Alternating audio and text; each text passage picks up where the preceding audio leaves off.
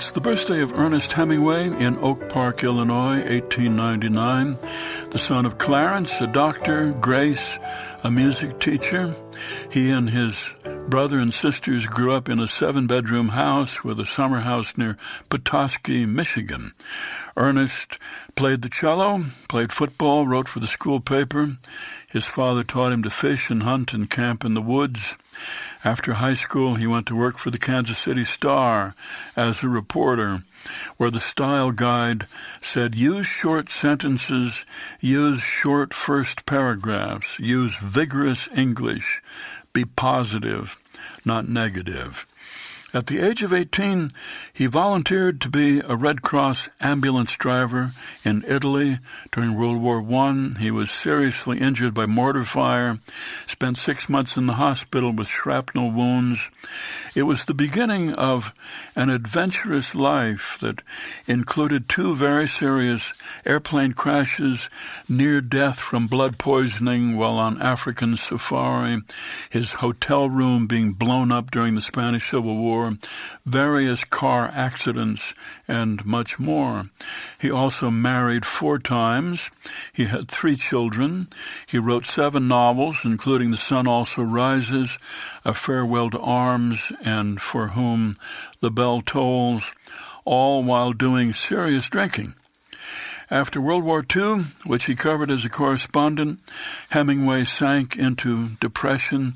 He suffered the deaths of his friends Yeats, Fitzgerald, James Joyce, Gertrude Stein, his editor Maxwell Perkins, and he had great difficulty writing. He worked on a novel, The Garden of Eden. He wrote 800 pages of it and then stopped.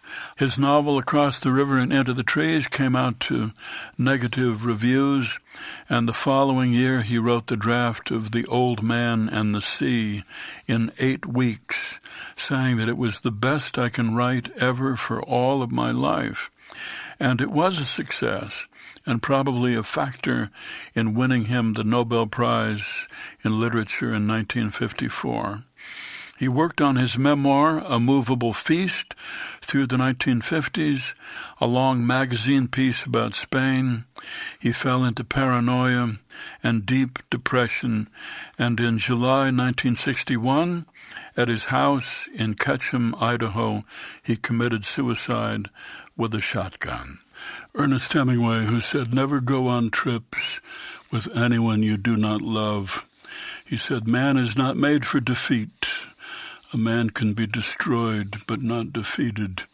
He said, the world is a fine place and worth the fighting for, and I hate very much to leave it. And it was on this day, 1865, in the main street of Springfield, Missouri, Wild Bill Hickok faced a cowboy named Davis Tutt. They'd had a falling out over a woman. They faced each other at a distance of 75 paces, fired simultaneously. Tutt's shot went wild. Hickok hit Tutt through the heart. It was the first Wild West showdown.